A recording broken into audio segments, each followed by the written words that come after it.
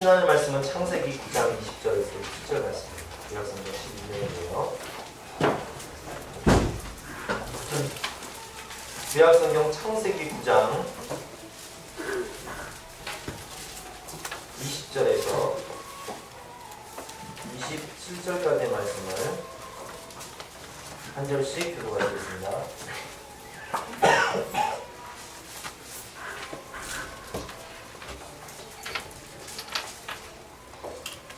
창세기 9장 20절에서 27절까지 말씀을 한 절씩 들고 가겠습니다. 노아가 농사를 시작하여 포도나무를 심었더니 가나안의 아버지 함이 그의 아버지 핫을 보고 밖으로 나가서 그의 두 형제에게 알림해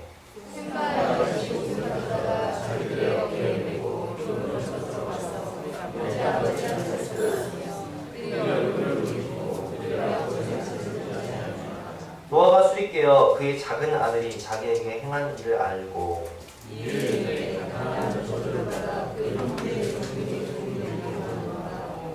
또 이르되 셈의 하나님 여호와를 찬송하리로다. 가나안은 셈의 종이 되고 하나님이 아들을 창대하게 하사 셈의 종을 여호와를 하시고 가나안이 그의 종이 되었으리로다. 아멘.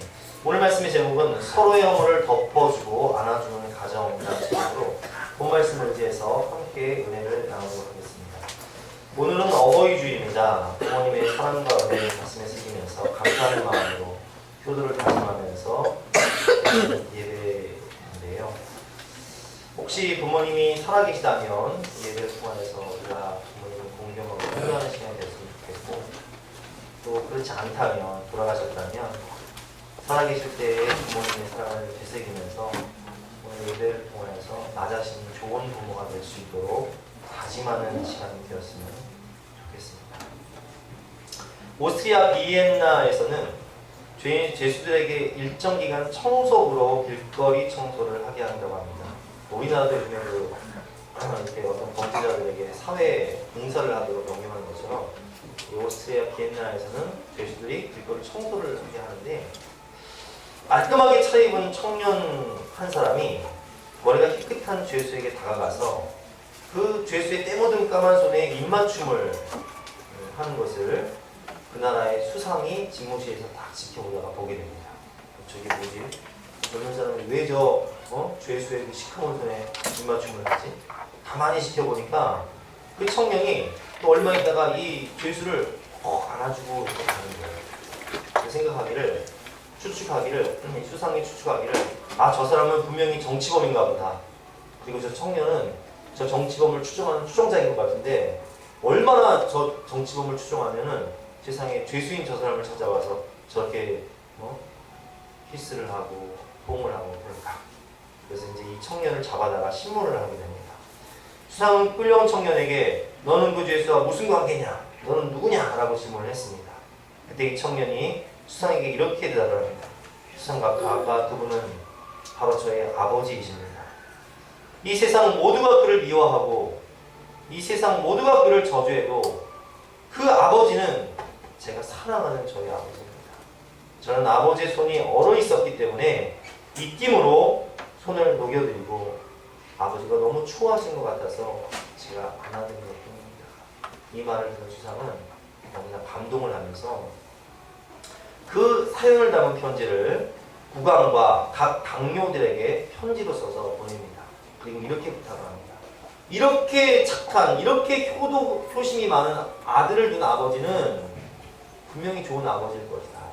그러니까 이 사람이 무슨 죄를 지었든 좀 우리가 그 죄를 사면하고 석방해 주면 어떻겠느냐.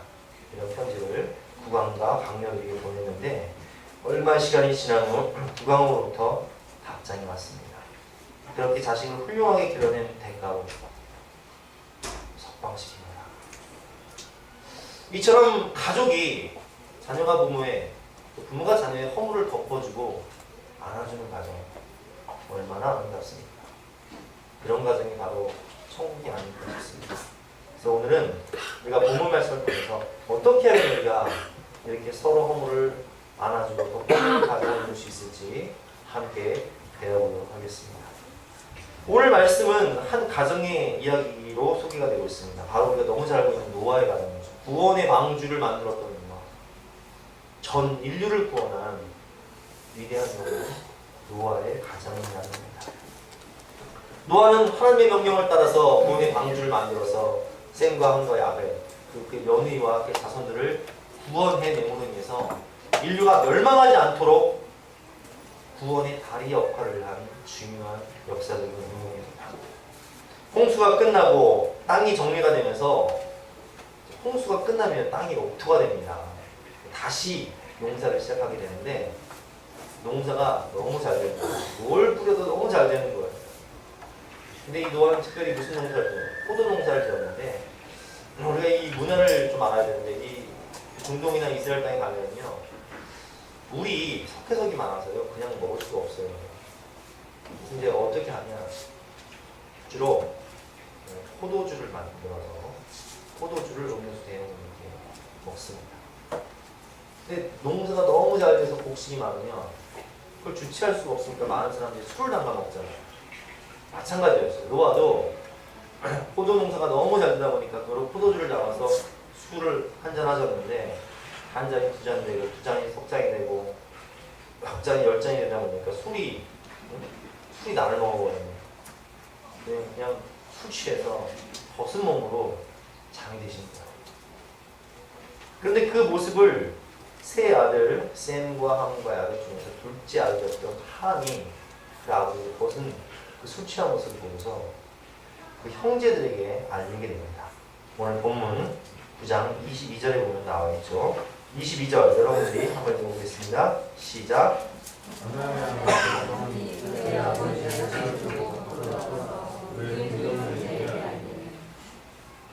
여기서 중요한 단어는 알렸다라는 알림에라는 단어인데요. 이 말씀을 좀 더 깊이 볼 필요가 있습니다. 이 말씀을 개역 한글로 읽어보겠습니다. 가나안의 아비함이 그 아비의 하치를 보고 밖으로 나가서 두 형제에게 고하매. 고했다, 알렸다. 이 표현은 원어를 살펴보면 아주 나쁜 의도를 가지고 전해주었다는 것입니다. 다른 말로 하면 고자질하고 헐뜯었다. 아버지의 그 수치를 고자질하고 헐뜯었다. 이런 의미로 나타나 있습니다. 아니 우리 아버지가 어떻게 저럴 수가 있어? 아 세상에 아이 저 양반 욕망이 들었나 주책이지. 아 세상에 술 취해서 벗은 몸으로 창피하지도 않아? 이렇게 헐뜯고 고자질했다는 거예요. 누구한테? 다른 형제들한테. 그런데 대조적으로 셈과 야벳은 다른 모습을 보입니다. 9장 23절 말씀이죠. 여러분이 한번 읽어보겠습니다. 시작.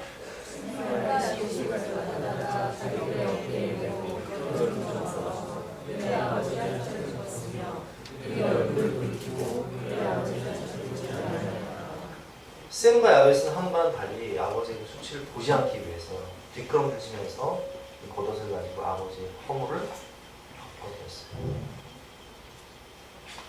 그런데 이들의 결과는 너무나 다른 극과극이 나타나는 것을 볼 수 있습니다. 그래서 오늘 우리는 이 본 말씀 중에서 첫 번째로 왜 우리가 부모님이나 배우자나 가족들의 허물을 덮어줘야 하느냐 그것을 배워줍니다. 첫 번째로 완벽한 부모도 없고 완벽한 배우자도 없고 완벽한 자녀도 없다는 거예요.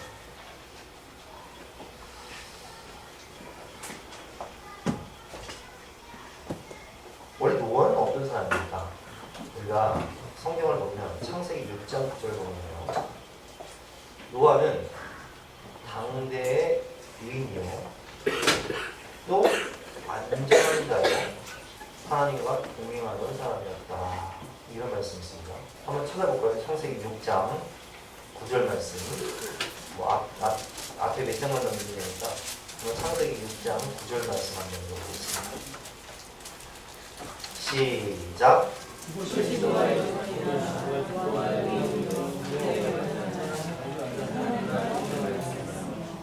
아멘.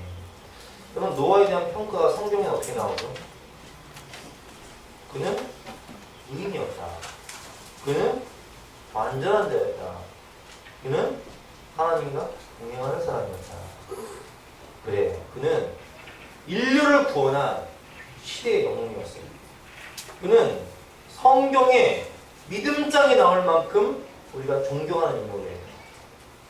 그는 예언자였고 그는 하나님께 받은 사명을 완수해서 구원의 방주로 인류를 구원한 그런 위대한 인입니다.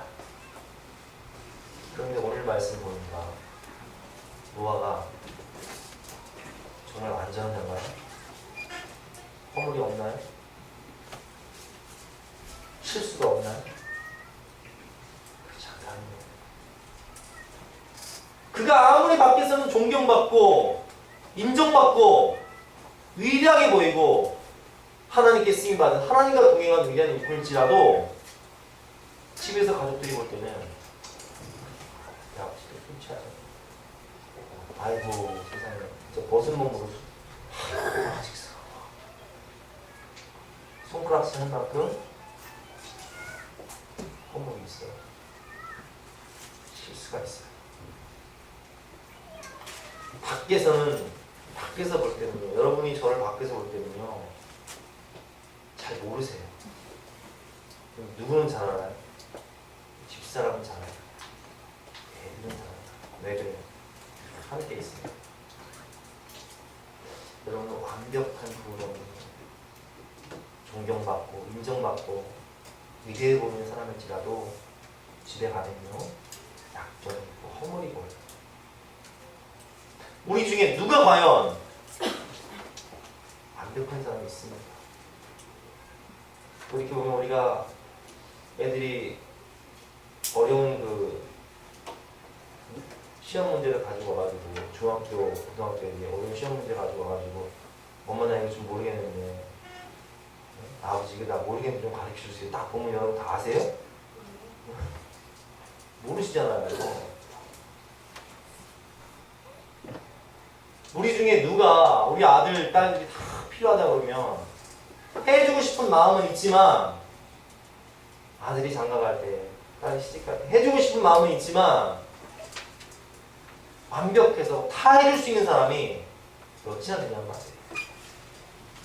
시집가서 장가가서 손주 손녀를 낳아서 그 아들 키우는 게 애들 키우는 게 힘들어서 손주 손녀를 맡긴다고 할 때 내 몸이 건강해서 아이들 봐주면 좋은데 약하기 때문에 우리도 노쇠하기 때문에 아직 못 봐줄 때도 있잖아요. 완벽한 부모가, 완벽한 배우자가, 완벽한 자녀가 어디 있냔 말이에요. 여러분 애들이 시험 문제 딱 받아가지고 한 80점 맞았다. 그러면 여러분 뭐라고 그러세요? 뭐라고 그러시죠? 너 이거 점수라고 하다. 쟤네 누구 어떤 집사님 아들 100점 맞았는데 걔는 맨날 만점이라더라. 이렇게 얘기하면 애들이 얼마나 주눅이 들어요. 여러분 한번 자신을 생각해 보세요. 여러분이 학교 갈 때 그렇게 공부 잘하셨어요? 솔직히 저는 우리 애들이요 공부 잘하는 놈도 있고 공부 못하는 애도 있는데 공부 못하는 애가 딱 한 60점이나 40점 받아가면 댓글 보면서 옛날에 저를 생각해요. 아이고 네가 내 자식이 맞구나. 네가 나를 닮아서 그런 거다. 그래요 여러분. 저도 공부를 못한 건 아니지만 공부를 안 했거든요. 나를 닮아서 그런 거예요 정말. 완벽한 사람이 없다는 거예요. 우리가 부모를 존경해야 될 이유가 무엇입니까? 사랑해야 될 이유가 무엇입니까? 여러분 오늘 본문을 보면 노아가 믿음이 있습니까? 없습니까? 믿음이 있어요. 그가 위대한 하나님의 종입니까? 아닙니까? 하나님의 종 맞아요.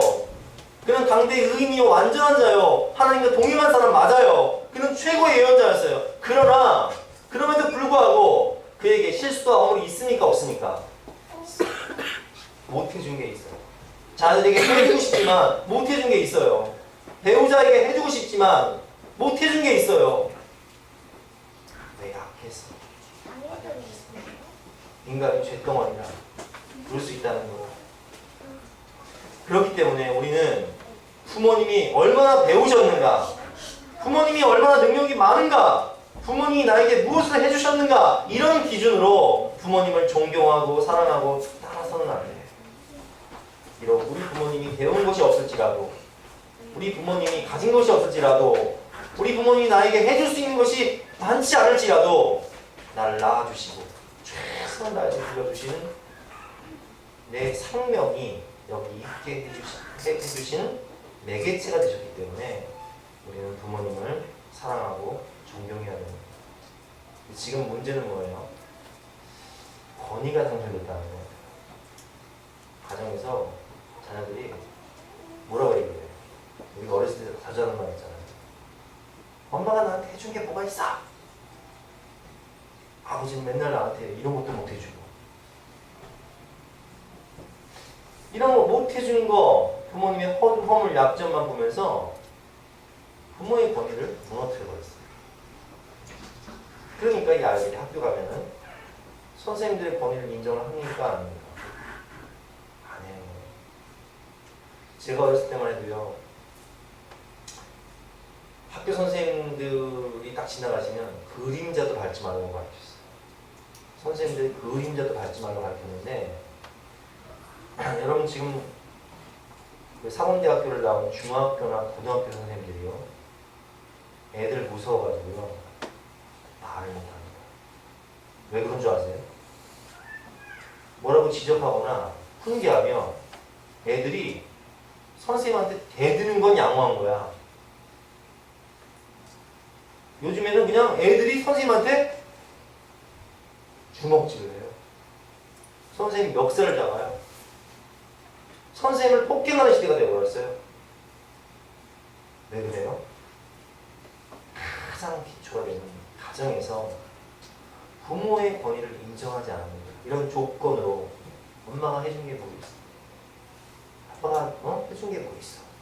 부모의 권위를 인정하지 않는다. 가장 기본이 무너져 버리니까 학교에서 아이들이 이렇게 됩니다. 우리 20, 30대 젊은 사람들, 국가의 원수인 대통령의 이름을 불러가면서 그 권위를 인정하지 않아요. 국가 기강이 흔들려버려요. 교회에 와도 교회 지도자의 영적 권위를 인정하지 않아요. 질서가 무너져요. 이것이 도미노 현상이 돼서 부메랑이 되어서 오히려 모든 가정과 학교와 사회와 교회와 모든 질서와 권위를 무너뜨려 버리니 권위를 상실하는 그런 시대가 되어버렸어요. 완벽한 사람은 없는 거예요. 완벽한 부모도 없고요. 따지고 보면 완벽한 교사도 없고요. 완벽한 대통령도 없는 거예요. 완벽한 목사도 없어요. 그러나 하나님이 내게 주신 부모님입니까? 우리가 투표해서 뽑은 대통령이니까, 또 하나님이 기름 부어 세워주신 주의 종이니까, 또 하나님이 내게 허락하신 선생님이니까 우리가 그 권위를 인정해줘야 질서와 조화 가운데 선순환이 이루어지는 것입니다. 두 번째로 우리가 허물을 덮어줘야 되는 이유는 어떻게 선택하고 어떻게 반응하냐에 따라서 내 인생이 결정되기 때문입니다. 오늘 성경은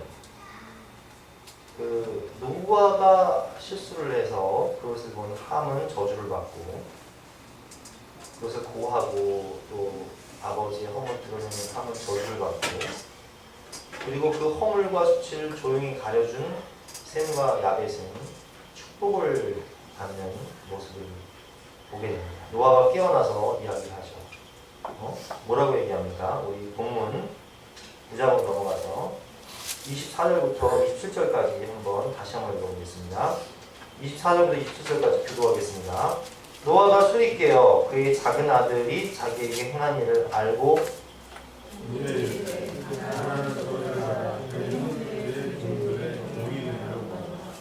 또 이르되 셈의 하나님 여호와를 찬송하리로다. 가나안은 셈의 종이 되고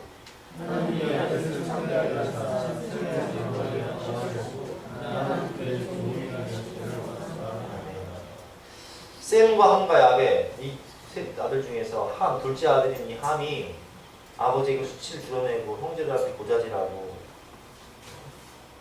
아버지를 막 부끄럽게 만들었어요. 근데 이 함을 딱 불러서 아버지가 뭐라고 얘기해요? 너는 네 형제들의 종도 아니야. 종의 종이 되기를 원하노라. 네 형제의 종의 종이 되기를 원하노라. 이렇게 저주를 했어요. 근데 그 저주가 그 함에게만 미치는 것이 아니라 함의 아들인 가나안에까지, 자식의 자식들에게까지 미치게 될 것이다. 25절에 보면 나와요. 가나안은 저주를 받아 그의 형제의 종들의 종이 되기를 원하노라.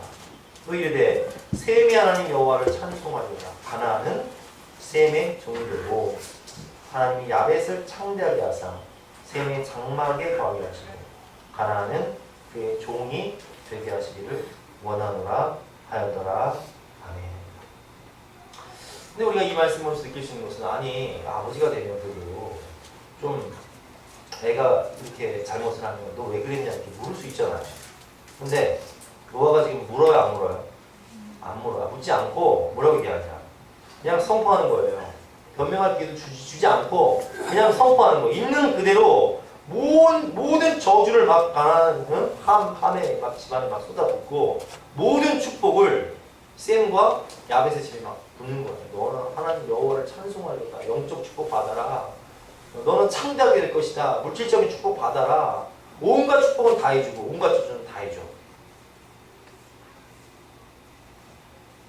근데 놀라운 것은요, 이 하나님 말씀이, 노아의 선포가 성경을 보면 그대로 이루어질까요? 안 이루어질까요? 이루어진다는 거예요. 그럼 우리가 어떤 족속인지 아세요? 이게 셈족이에요. 이게 셈족이죠.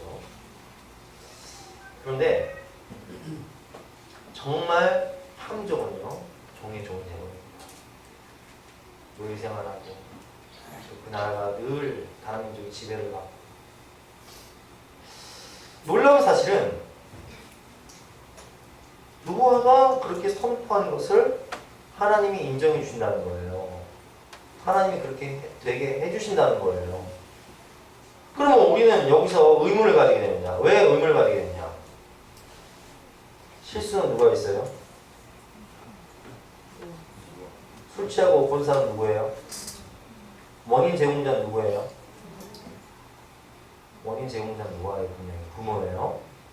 근데 축복과 저주의 결과는 무엇을 통해 결정되죠? 선택과 반응이에요. 이게 무슨 얘기냐? 여러분, 상황이 중요한 게 아니에요. 우리 부모님이 나한테 물려준 게 없어서, 나 공부를 안 시켜서 내가 배운 게 없어서, 내가 자라면서 부모님한테 늘 안 좋은 것만 배워가지고 상황 탓, 환경 탓, 부모 탓 다 쓸데없어요. 그런 집안에서도요, 위인이 나옵니다.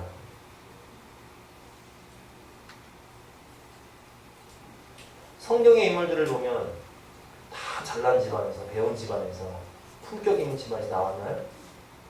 그렇지 않아요, 여러분.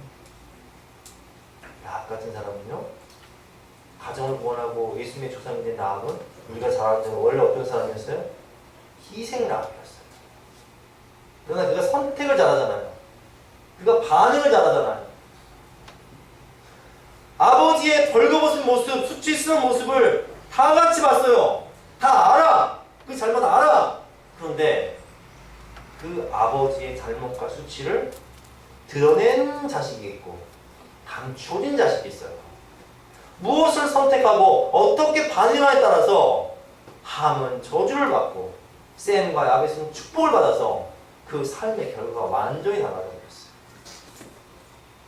결국 오늘 이 말씀이 주는 메시지는 뭐냐? 상황과 환경 탓하지 말고 하나님은 우리에게 모두 선택할 수 있는 자유의지와 기회를 주셨다는 거예요.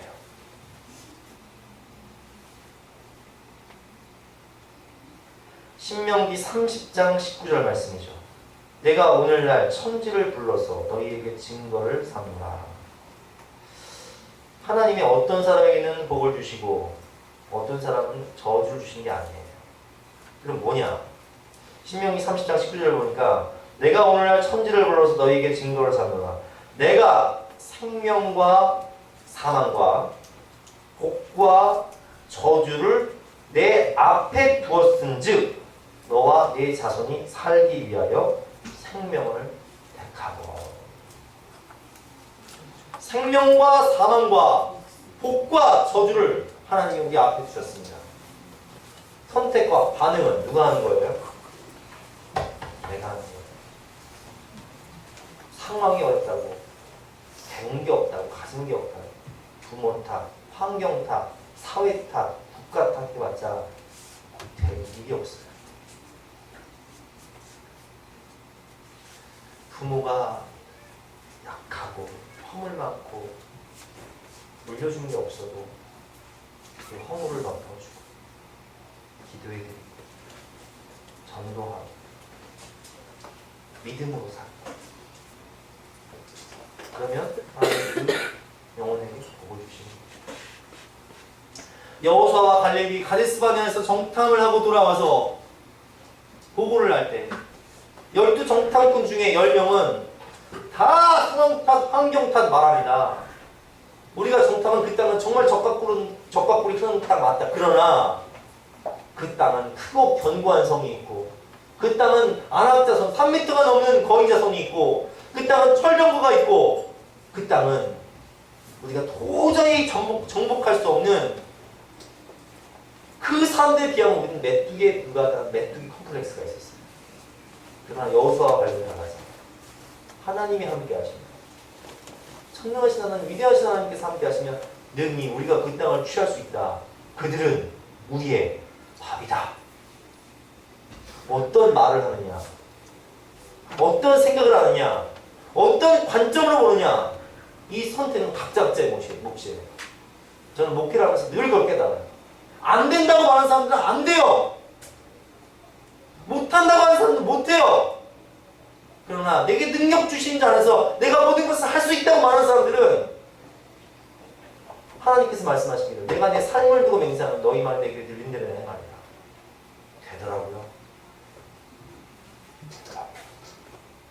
어떤 관점으로 바라보느냐.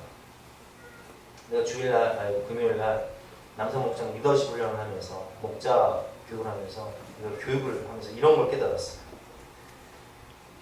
늘 불만을 제기하고 불평을 말하는 사람도 있어요. 어디 가든지. 자, 백화점 고객으로 한번 봅시다. 백화점에서 고객들이 불만을 제시해요. 불평이 있다는 거예요. 그러면 그 백화점에서 그걸 어떻게 해야 돼요? 무시해야 돼요? 들어야 돼요? 무시해야 돼요? 들어야 돼요? 왜 들어야 돼요?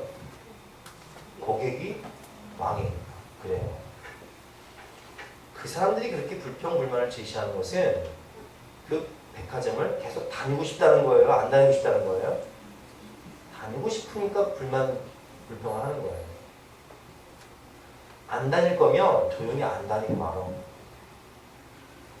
그러면 그것을 백화점이 듣고 그 의견을 수용하면 백화점이 발전이 되고 그들은 백화점을 홍보하는 나팔수가 되는 거예요. 그런데 그것을 무시하면 그 백화점은 안 가면 돼요.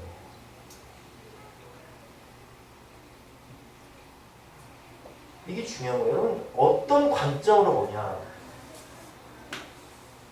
배우자가 나한테 뭘 얘기를 해요. 그걸 수용하고 한번 생각해 보는 거예요. 그러면 가정의 발전이 될 수 있어요.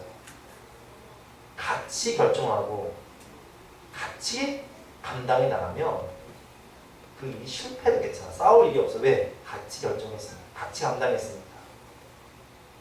그런데 독단적으로 나 혼자 판단하고 나 혼자 결정하고 나 혼자 뒷감당하다가 안 되면 그때부터 분란이 일어나기 시작해요. 상황과 환경이 중요한 게 아니라 우리가 어떤 선택을 하느냐, 어떻게 반응하에 따라서 발전할 수도 있고 추락할 수도 있고 저주가 올 수도 있고 복이 올 수도 있는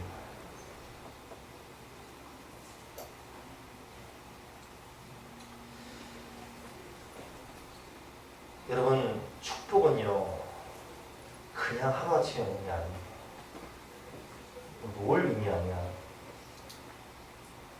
모든 상황 속에서 어떻게 반응하고 어떻게 선택하고 어떻게 말하고 어떻게 행동하느냐, 내 이 신앙의 그릇, 이 믿음의 그릇, 내 인격의 그릇이 준비가 돼야 하늘에서 복이 내려도 담을 수 있는, 축복받을 수 있는 그릇이 되는 거예요. 그릇이 안 되면 안 돼요. 남편 보고 오늘 함처럼 드러내고 책망하고 불평하고 원망하고 안 된다고 그러고 못한다고 그러고 바로 그릇이 안 되는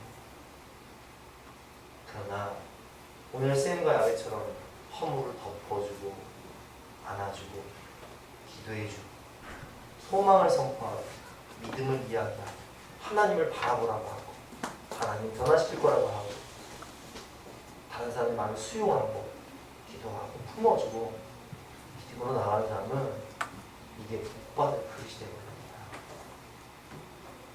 그것이 하루하루 쌓이고 쌓여서 어떤 사람들은 저주와 사망의 길로 가고 어떤 사람들은 복과 생명의 길로 가는 거예요.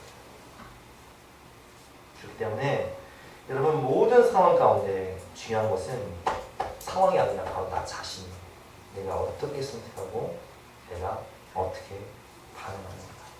다윗은 하나님 앞에서 자신의 육신의 장인이었던 사울이 그렇게 모질게 다윗을 괴롭히면서 죽이려고 해도 사울을 저주하지 않고 죽이지 않았어요.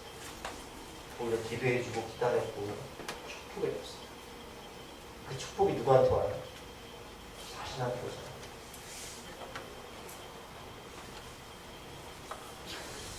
오늘 마지막 결론입니다. 그렇다면 우리가 어떻게 이 말씀을 적용할 것인가? 서로의 허물을 덮어주고 안을 수 있는 가정을 만들 것인가?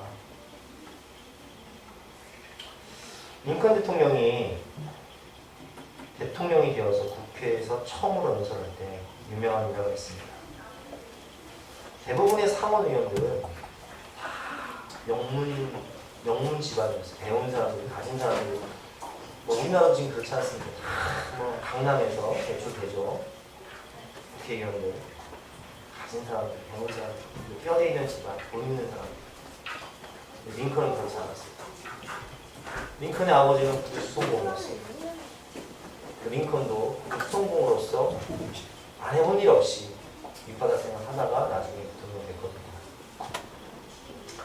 근데 이 연설을 처음 하기 위해서 딱 국회에 딱 서니까 링컨의 반대 당원 중에 한 상원 의원이 무례하게 그 연설을 가로내면서 이렇게 링컨에게 얘기합니다.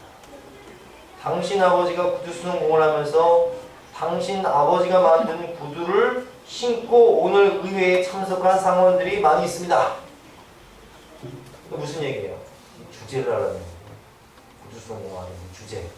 네 아버지가 구두수성공 아니었냐? 링컨을 폄하하는 그런 발언을 합니다. 이때 링컨은 당황하지 않고 그 사람을 향해서 이렇게 말합니다. 제가 대통령이 되어 상원 의원들 앞에서 첫 번째 연설을 하기 전에 아버지를 먼저 생각하게 해주셔서 감사합니다. 여러분 가볍게 여기는 그 구두수성공 아버지는 저에게는 하늘 같은 분이었어요. 제가 가장 존경하는 분이었습니다. 제가 대통령이 되어 여기 있지만 가정을 믿음으로 다스렸던 우리 아버지를 생각하면 나는 그 이상의 정치인이 될 수가 없습니다. 나는 우리 아버지가 자랑스럽습니다. 꼭 우리 아버지가 만들어주신 신발이 마음에 들지 않거나 고장났다면 저한테 찾아오십시오. 저도 아버지만큼 실력은 안 되지만 그래서 보고 배운 게 있으니까 여러분의 구두를 제가 수선해드리겠습니다. 이렇게 얘기한 거예요. 그 말하는 그 상원이 얼마나 부끄러웠겠어요. 여러분 미국 사람들 중에 지금도 가장 존경받는 사람이 누구냐? 가장 역대 대통령 중에 가장 존경하는 인물이 누구냐? 누굴까요? 가족의 허물을 덮어주고 아버지의 허물을 덮어주고 약한 사람의 허물을 덮어준 이 링컨의 모습을 보면서 사람들이 그를 인정하고 존경합니다. 제가 서로의 허물을 덮어주고 안아주는 가정이라고 이렇게 제목을 지은 것은 이 적용을 여러분들이 좀 잘 생각해 보세요.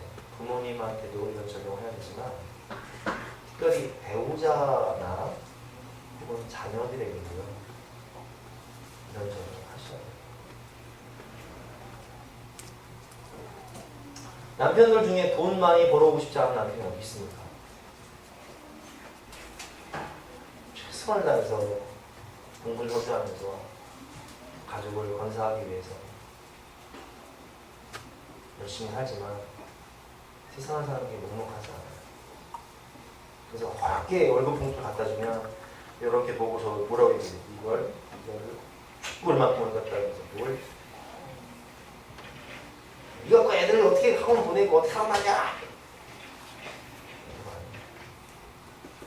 남편의 일거수일투족을 그냥 감시하면서 어떻게 하면 그냥 꼬투리 잡을까 그냥 뱁새는 이렇게 지켜보다가 꼬투리 하나 잡으면 그냥 꺼내서 하나 잡았다가 다 가지고 긁어대고 그래도 안 돼요. 월급 작게 갖다 주니 아내가 살림 아낀다고 맨날 콩나물에 두부 가지고 그냥 콩나물 반찬 두부 반찬만 상해 오면 이게 소반찬이지 이게 사람 반찬이냐? 책망하지 마세요. 어려운 형편에 애를 키우면서 열심히 살겠다고 정성껏 차린 밥인데 그런 말 하면 안 되잖아. 애들이 공부 잘하고 싶지 못하고 싶은 사람이 어디 있겠어요. 열심히 해요. 그런데 열심히 해도 어떻게 다 100점을 맞습니까? 여러분들 뭐 성경 공부 제가 해볼 때 보니까 뭐 열심히 해와도요 동문서답 하시는 분 많잖아요. 우리도 마찬가지 아닙니까? 그러니까 서로의 허물을 들춰내고 서로 물고 뜯고 죽이고 헐뜯고 멸망케 하는 사람이 아니라 서로의 허물을 덮어주고 안아주고 배려하고 인정해주고 격려해주고 믿음의 말하고 사랑의 말하고 소망의 말하고 말이 참 중요해요. 좋은 말 해주고 기도해주고 품어주고 안아주고 그러면 죽을 사람도 살고 절망에 빠진 우리 아들이 새는 거거든요. 축 처졌던 남편이 기가 탁 사는 거예요. 아무쪼록 우리가 이 시간 힘들어하는 우리 배우자 또 해주고 싶은 건 많지만 해줄 수 없는 우리 부모님 또 열심히 살지만 결과는 좋지 않은 우리 아이들 요즘 경제가 얼마나 없습니까? 우리 아들이 그렇게 공부해서 대학 가도요 막상 취업하려고 하는데 갈 데가 없어요. 그 모든 분들을 위로하면서 그 마음을 헤아리면서 축복하는 시간이 있으면 좋겠습니다.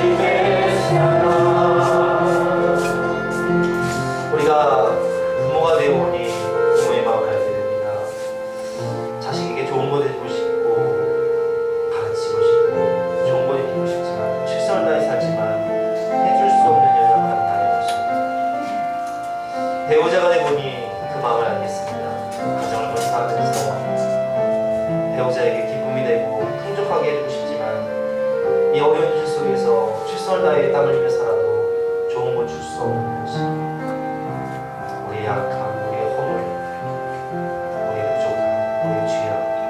그래서 때로 쓰러지고 무너져 있는 내 자신을 볼 때 한숨 쉬며 절망하고 눈물 흘릴 때가 있는데, 그러나 그런 우리에게 찾아오셔서 주님 말씀하시죠. 네가 죄인일지라도, 네가 허물이 많을지라도 내가 너희 죄를 다 담당하고 십자가에서 다 이루었다, 테텔레스타이 너희 죄를 갚았다 말씀하시며 우리의 손을 붙잡아 주시고 우리를 위로해 주시고 우리의 허물을 덮어주시고 우리의 손을 붙잡고 이렇게 세워주시는 그 주님의 마음으로 우리 또한 우리의 부모님과 우리의 자녀들과 우리의 배우자의 허물을 덮어주고 안아줄 수 있는 성령의 사람, 믿음의 사람, 소망의 사람이 될 수 있도록 우리 간절한 마음으로 주여 성찬을 기도하시겠습니다. 주여! 주여! 주여!